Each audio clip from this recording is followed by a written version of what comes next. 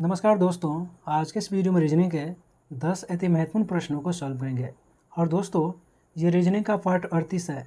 अगर आपने पिछले पार्ट के वीडियो नहीं देखे हैं तो चैनल पर जाकर के वीडियो सेक्शन में देख लीजिएगा। आज के इस वीडियो में रीजनिंग के 10 अति महत्वपूर्ण प्रश्नों को सॉल्व करेंगे जो आने वाली सभी प्रतियोगिता परीक्षाओं के लिए महत्वपूर्ण है। अगर आप किसी भी कॉम्पिटिटिव एग्जाम की तैयारी कर रहे हैं दोस्तों, तो ये वीडियो आपके लिए काफ़ी इंपॉर्टेंट है। रीजनिंग के 10 अति महत्वपूर्ण प्रश्नों को सॉल्व करेंगे और इन सभी प्रश्नों को सही ट्रिक के साथ सॉल्व करने की कोशिश करेंगे। तो आप वीडियो में अंत तक जरूर बने रहिएगा। तो चलिए चलते हैं क्वेश्चन नंबर फर्स्ट।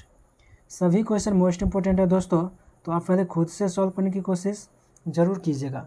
वीडियो को पॉज करके पहले खुद से सॉल्व करने की कोशिश कीजिएगा और वीडियो के अंत में कमेंट बॉक्स में बताइएगा कि इन सभी प्रश्नों में से आप खुद से कितने प्रश्नों को सही आंसर दे पाए हैं।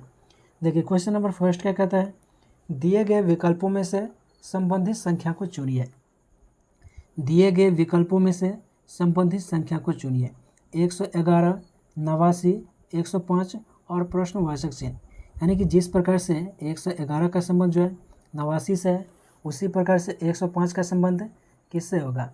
जिस प्रकार से 111 को 89 लिखा गया है, उसी प्रकार से 105 को क्या लिखेंगे। देखिए 111 है, 111 जो है ये किस प्रकार से लिखा गया है। अगर 100 में जो है 100 में 11 प्लस करते हैं तो 111 हो जाएगा। फिर देखिए 89 लिखा गया है, फिर 100 में जो है 100 में 11 माइनस करेंगे, 11 अगर माइनस करते हैं तो 89 हो जाएगा।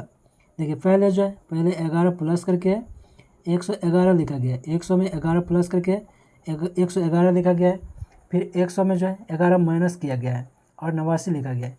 यानी कि जितना प्लस करके लिखा गया है उतना माइनस भी किया गया है। देखिए 105 है, यहाँ पे जो है 105 है, अगर 100 में 5 प्लस करते हैं तो 105 हो जाएगा। फिर देखिए 100 में 5 माइनस भी करेंगे, 100 में 5 माइनस करेंगे, जितना प्लस हुआ है उतना माइनस भी होता है। तो 100 में 5 माइनस करेंगे तो 95 हो जाएगा। तो इस प्रश्न चिन्ह के स्थान पे जो है 95 हो जाएगा। 95 हो जाएगा इसका राइट आंसर।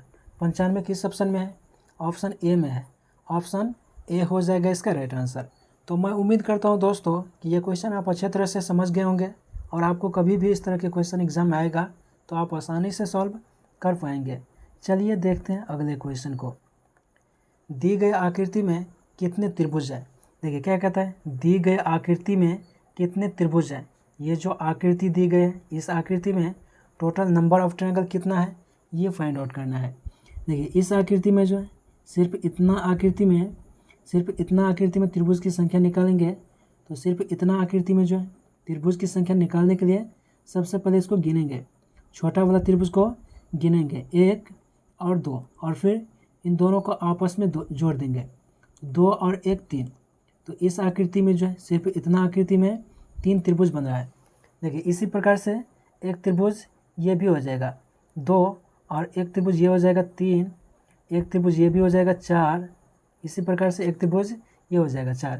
देखिए एक त्रिभुज है, एक त्रिभुज ये हो जाएगा, इसी प्रकार से एक त्रिभुज ये भी हो जाएगा 4 और 1 5, और एक त्रिभुज है इसी प्रकार से एक त्रिभुज ये भी है, इसी प्रकार से एक त्रिभुज ये भी है 5 और 1 6। तो इस प्रकार के त्रिभुज जो है टोटल 6 है, और इसमें जो है त्रिभुज की संख्या 3 है। तो इसको 3 से गुना कर देंगे, 6 गुने 3 कितना हो जाएगा, 36 का 18। फिर देखिए एक त्रिभुज जो है, एक त्रिभुज ये हो जाएगा, एक त्रिभुज इस प्रकार से एक त्रिभुज ये हो जाएगा, और एक त्रिभुज जो है इसी प्रकार से एक त्रिभुज ये भी हो जाएगा 2, और एक त्रिभुज जो है एक त्रिभुज ये हो जाएगा। देखिए इस प्रकार से एक त्रिभुज बन रहा है, इस प्रकार से यहाँ पे एक त्रिभुज बन रहा है 3, और एक त्रिभुज ये हो जाएगा 4, तो प्लस 4 कितना हो जाएगा, 18 4 22 हो जाएगा। तो इस आकृति में टोटल त्रिभुज की संख्या 22 हो जाएगा। 22 हो जाएगा इसका राइट आंसर। 22 किस ऑप्शन में है, ऑप्शन डी में है। ऑप्शन डी हो जाएगा इसका राइट आंसर। चलिए अगले क्वेश्चन को देखते हैं। दिए गए विकल्पों में से विषम संख्या को चुनिए। देखिए क्या कहता है, दिए गए विकल्पों में से विषम संख्या को चुनिए। इन चारों संख्या को देखना है, इन चारों ऑप्शन को देखना है, और इन चारों संख्या में से एक विषम दिया गया है। 3 जो है 3 एक समान है और एक विषम है। वो आपको बताना है कि विषम कौन है। देखिए ये 25 जो है, ये 25 5 का स्क्वायर, 25 जो है ये 25 5 का स्क्वायर। फिर देखिए 49, ये 49 जो है ये 49 7 का स्क्वायर, 49 जो है 7 का स्क्वायर है। और ये 9 जो है ये 9 3 का स्क्वायर, 9 3 का स्क्वायर। और ये देखिए 8 जो है ये 8 किसी का स्क्वायर नहीं है, स्क्वायर नहीं, ये जो है ये 2 का क्यूब है। देखिए ऑप्शन ए में जो है, ये ऑप्शन ए में 25 जो लिखा गया है ये 5 का स्क्वायर है। ऑप्शन बी में 49 7 का स्क्वायर है। ऑप्शन सी में 9 जो है 9 ये 3 का स्क्वायर है। और ऑप्शन डी में जो है ये स्क्वायर नहीं है, ये क्यूब है। 8 जो है ये किसी का स्क्वायर नहीं है, ये 2 का क्यूब है। तो इनमें इसमें विषम जो हो जाएगा, इसमें विषम डी हो जाएगा, 8 हो जाएगा इसमें विषम। सभी जो है ये तीनों जो है ये तीनों स्क्वायर है, जबकि 8 जो है ये किसी का स्क्वायर नहीं है, ये क्यूब है और ये 2 का क्यूब है। तो इसमें विषम 8 हो जाएगा। ऑप्शन डी हो जाएगा इसमें विषम, ऑप्शन डी हो जाएगा इसका राइट आंसर। चलिए अगले क्वेश्चन को देखते हैं। दिए गए विकल्पों में से वह सही विकल्प चुनिए जो अनुक्रम को पूरा करे। देखिए क्या कहता है, दिए गए विकल्पों में से वह सही विकल्प चुनिए जो अनुक्रम को पूरा करें। ये जो अनुक्रम दिया गया है, ये अनुक्रम किस प्रकार से दिया गया है और इस प्रश्न चिन्ह के स्थान पे कौन सी संख्या आएगी, ये ज्ञात करना है। देखिए अनुक्रम को देखने से पता चलता है, यहाँ पे जो है यहाँ पे बटा में दिया गया है, यहाँ पे बटा में दिया गया है और यहाँ पे दशमलव में दिया गया है। तो इसको भी बटा में लिखेंगे। तो 1/4 को जो है 1/4 को दशमलव में लिखेंगे तो 0.25 हो जाएगा, 0.25 हो जाएगा। फिर 0.65 है। फिर यहाँ पे जो है प्रश्नवाचक चिन्ह खाली स्थान। फिर देखिए यहाँ पे जो है यहाँ पे बट्टा में है 29/20 है। अगर इसको भी दशमलव में लिखेंगे तो कितना हो जाएगा, दशमलव में लिखेंगे तो 20 सेकंड 20, 20 चौके 80, 0.4, 20 पंचे 100। अगर दशमलव में लिखेंगे तो 1.45 हो जाएगा। 29/20 को अगर दशमलव में लिखेंगे तो 1.45 हो जाएगा। तो यहाँ पे जो है यहाँ पे 1.45 हो जाएगा। देखिए फिर यहाँ पे जो है 1.85 है, 1.85 है। देखिए श्रृंखला में जो है 0.25 से 0.65 हो गया है, यानी कि 0.40 प्लस हुआ है, 0.40 प्लस हुआ है। यहाँ पर भी 0.40 प्लस करेंगे तो 0.65 में जो है 0.40 प्लस करेंगे, कितना हो जाएगा 5 6 4 10, 1.05 हो जाएगा। तो इस प्रश्न चिन्ह के स्थान पे जो है 1.05 हो जाएगा। फिर देखिए यहाँ पर भी 0.040 प्लस करते हैं तो 1.05 हो जाएगा। फिर देखिए यहाँ पर भी 0.40 प्लस करेंगे, यहाँ पर भी 0.40 प्लस करते हैं तो 1.45 में जो है 1.45 में 0.40 अगर प्लस करते हैं तो 1.85 हो जाएगा। यानी कि श्रृंखला जो चल रहा है, श्रृंखला 0.40 प्लस होता जाता है, 0.40 प्लस होता जाता है। तो 0.65 में 0.40 प्लस करते हैं तो 1.05 हो जाएगा। तो इस प्रश्न के स्थान पे जो है 1.05 हो जाएगा, 1.05 हो जाएगा इसका राइट आंसर। 1.05 किस ऑप्शन में है, देखिए ऑप्शन में जो है बटा में दिया गया है। तो 1.05 को अगर बटा में लिखेंगे तो ये पॉइंट हटेगा तो बटे में 00, 20 पंचे 100 और 21 पंचे 105। तो बटा में अगर हो जाएगा तो 21/20 हो जाएगा। 21/20 किस ऑप्शन में है, ऑप्शन बी में है, ऑप्शन बी हो जाएगा इसका राइट आंसर। इस प्रश्न चिन्ह के स्थान पर जो हो जाएगा 21/20 हो जाएगा, ऑप्शन बी हो जाएगा इसका राइट आंसर। तो मैं उम्मीद करता हूँ दोस्तों कि ये भी क्वेश्चन आप अच्छे तरह से समझ गए होंगे और आपको कभी भी इस तरह के क्वेश्चन एग्जाम में आएगा तो आप आसानी से सॉल्व कर पाएंगे। चलिए देखते हैं अगले क्वेश्चन को। एक महिला 3 किलोमीटर उत्तर की ओर चलती है, फिर पश्चिम की ओर मुड़कर 4 किलोमीटर चलती है, फिर दक्षिण की ओर मुड़कर 7 किलोमीटर चलती है और फिर अपनी बाईं ओर मुड़कर 4 किलोमीटर चलती है। वह अपनी प्रारंभिक स्थिति से अब कहाँ है। देखिए डायरेक्शन का क्वेश्चन है, तो डायरेक्शन के क्वेश्चन को सॉल्व करने के लिए जो है दिशा का ज्ञान होना चाहिए। ऊपर जो होता है, ऊपर उत्तर होता है, ऊपर उत्तर होता है, नीचे दक्षिण होता है, राइट साइड पूर्व हो जाएगा और लेफ्ट साइड पश्चिम हो जाएगा। क्या कहता है, एक महिला 3 किलोमीटर उत्तर की ओर चलती है। देखिए उत्तर जो है, उत्तर ऊपर होता है, अगर यहाँ से चलना शुरू करेगा तो 3 किलोमीटर ऊपर जो हो जाएगा, ऊपर यहाँ तक हो जाएगा, 3 किलोमीटर उत्तर जाता है। फिर क्या कहता है, फिर पश्चिम की ओर मुड़कर 4 किलोमीटर चलती है पश्चिम की ओर। देखिए पश्चिम जो है, पश्चिम दिशा ये है, तो इधर की ओर जो है, इधर की ओर करके 4 किलोमीटर चलती है। फिर क्या कहता है, फिर दक्षिण की ओर मुड़कर 7 किलोमीटर चलती है। देखिए दक्षिण दिशा जो है, दक्षिण दिशा ये कहलाता है, यानी कि नीचे की ओर। तो 7 किलोमीटर जो है नीचे की ओर चलता है, 7 किलो नीचे की ओर चलता है। फिर क्या कहता है, 7 किलोमीटर चलती है और फिर अपनी बाईं ओर मुड़कर 4 किलोमीटर चलती है। देखिए इस प्रकार से चल रहा है, इस प्रकार से चल रहा है, तो बायां जो हो जाएगा, बायां इधर हो जाएगा, इधर हो जाएगा और 4 किलोमीटर कहता है, 4 किलोमीटर कहता है, तो 4 किलोमीटर यहाँ तक हो जाएगा, यहाँ तक 4 किलोमीटर हो जाएगा। क्या पूछता है, वह अपनी प्रारंभिक स्थिति से अब कहाँ है।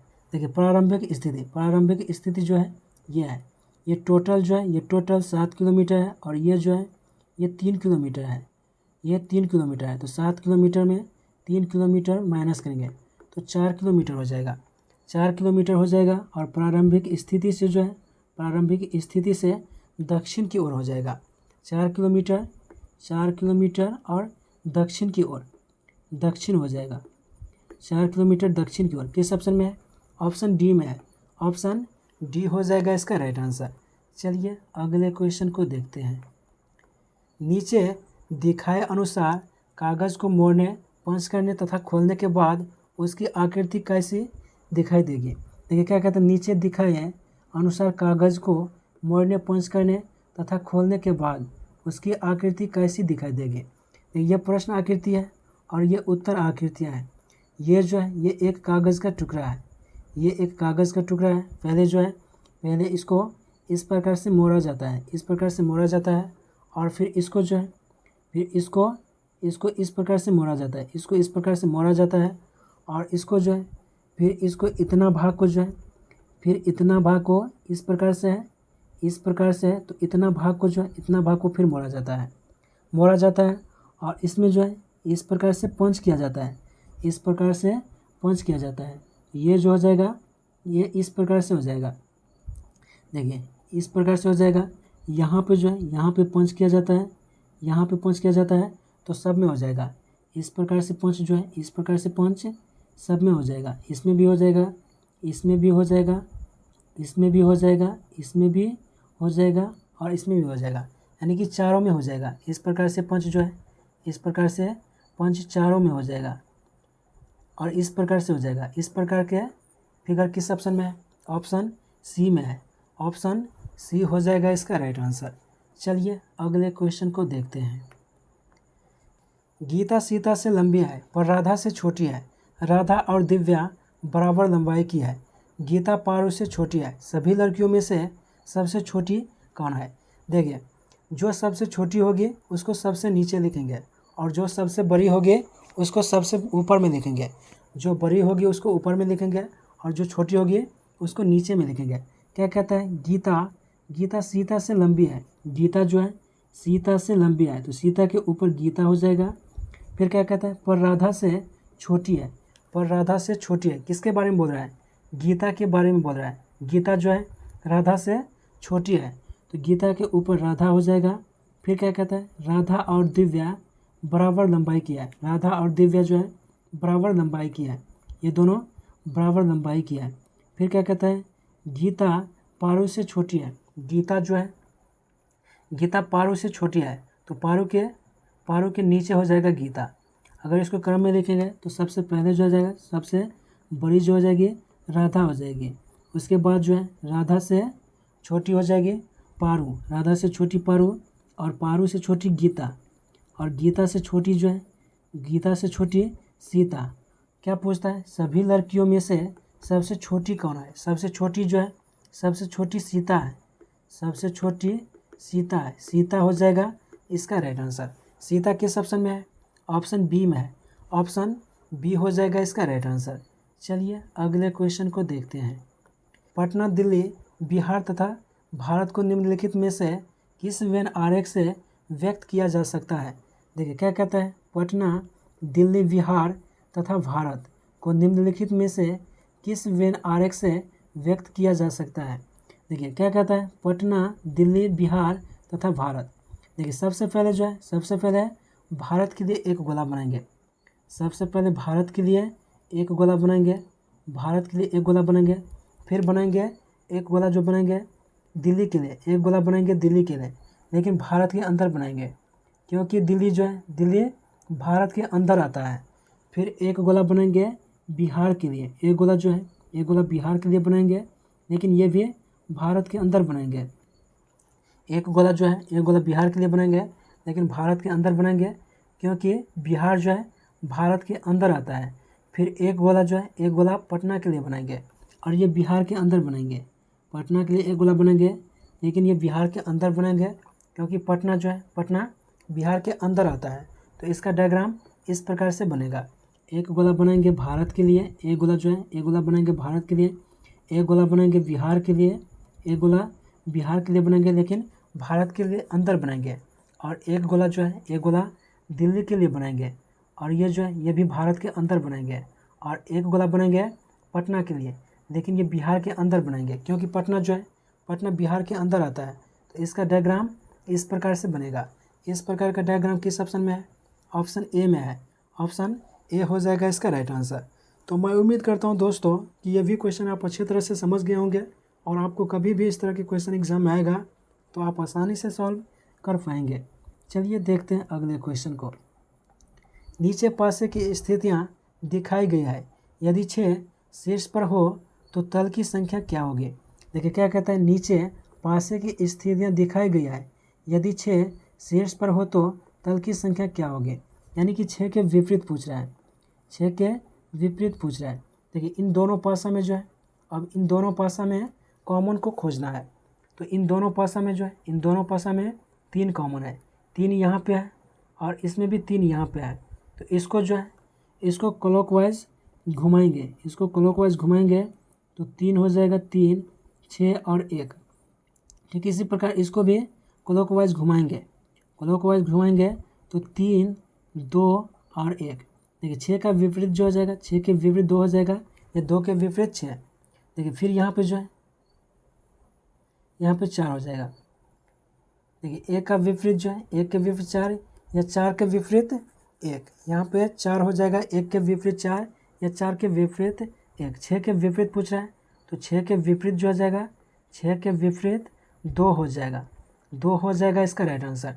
2 किस ऑप्शन में है? ऑप्शन डी में है, ऑप्शन डी हो जाएगा इसका राइट आंसर। तो मैं उम्मीद करता हूँ दोस्तों कि ये भी क्वेश्चन आप अच्छी तरह से समझ गए होंगे, और आपको कभी भी इस तरह के क्वेश्चन एग्जाम में आएगा तो आप आसानी से सॉल्व कर पाएंगे। चलिए देखते हैं अगले क्वेश्चन को। यदि मैं दक्षिण की ओर अपना दायां हाथ फैलाकर खड़ा हूँ तो यह बताइए कि मेरी पीठ किस दिशा में है?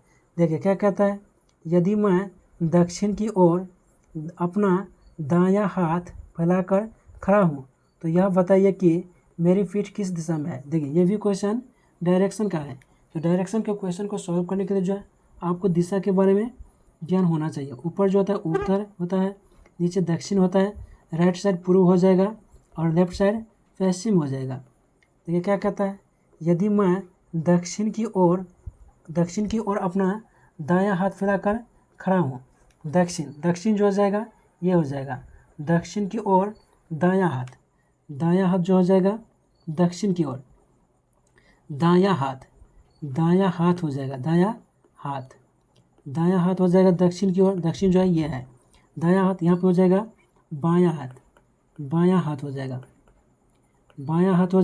ये बायां हाथ हो जाएगा, और ये जो है यहाँ पे जो हो जाएगा पीठ हो जाएगा, यहाँ पे पीठ हो जाएगा, और आगे जो हो जाएगा मुंह हो जाएगा, यहाँ पे मुंह हो जाएगा। क्या पूछता है, तो यह बताइए कि मेरी पीठ किस दिशा में है। पीठ जो है, पीठ इधर है, तो इस दिशा को क्या कहते हैं? इस दिशा को पश्चिम दिशा कहते हैं। तो पीठ जो है पश्चिम दिशा क्या है? पश्चिम दिशा हो जाएगा इसका राइट आंसर। पीठ जो है पश्चिम दिशा की ओर है, पश्चिम दिशा हो जाएगा इसका राइट आंसर। पश्चिम हो जाएगा इसका राइट आंसर। पश्चिम किस ऑप्शन में है? ऑप्शन बी में है। ऑप्शन बी हो जाएगा इसका राइट आंसर। तो मैं उम्मीद करता हूँ दोस्तों कि ये भी क्वेश्चन आप अच्छे तरह से समझ गए होंगे और आपको कभी भी इस तरह के क्वेश्चन एग्जाम आएगा तो आप आसानी से सॉल्व कर पाएंगे। तो आज के इस वीडियो में बस इतना ही। अगर वीडियो पसंद आया हो तो वीडियो को लाइक, चैनल पे नए हैं तो चैनल को सब्सक्राइब कर लीजिए। फिर मिलते हैं किसी नेक्स्ट वीडियो में। Best of luck.